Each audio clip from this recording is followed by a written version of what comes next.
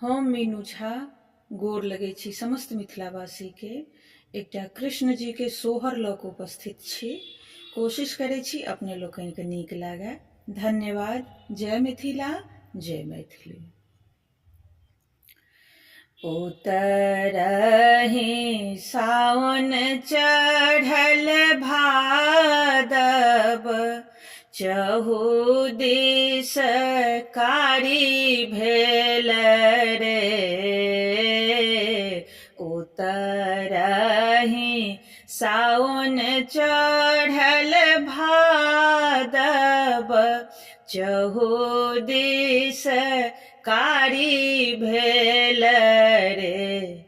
ललना रे रिमिकी झिमिक मेघ बरिसत, बादल हरखित रे। ललना रे रिमिक झिमिक मेघ बरिसत, बादल हरखित रे। देवके दर्द व्याकुल, दगरिन चाहिए रे। देवके दर्द व्याकुल, दगरिन चाहिए रे। ललना रे गोकुल निकट एक नगर, तहाँ बसुदगरिन रे। ललना रे गोकुल निकट एक नगर, तहाँ बसुदगरिन रे। जब जन्म लेल यदुनंदन, बंधन खुजी गेल रे। जब जन्म लेल यदुनंदन, बंधन खुजी गेल रे।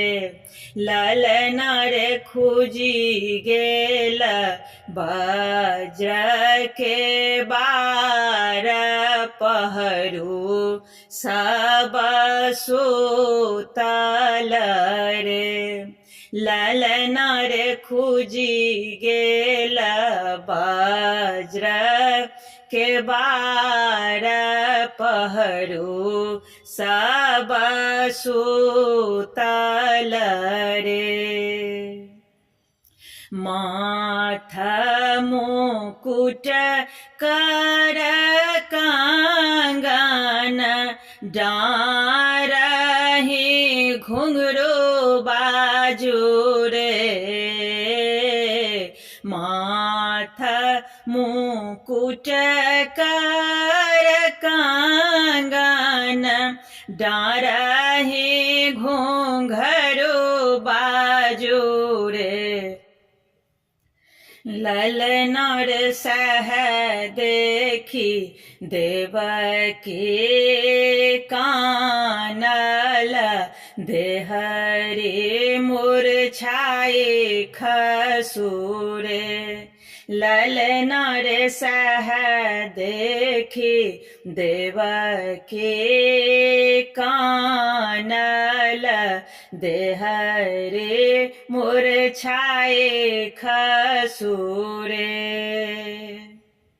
किया दैव देलनि जे कंस हरे लेलनि रे। जूनि कानु आहाँ देव के, जूनि पछताओ रे। ललना रे ए हो बालक दुख मोचन ललित अभिलोचन रे ललना रे ए हो बालक दुख मोचन ललित अभिलोचन रे सखी सभ सोहर गाओल गावे सुनाओल रे सखी सभ सोहर गाओल गावे सुनाओल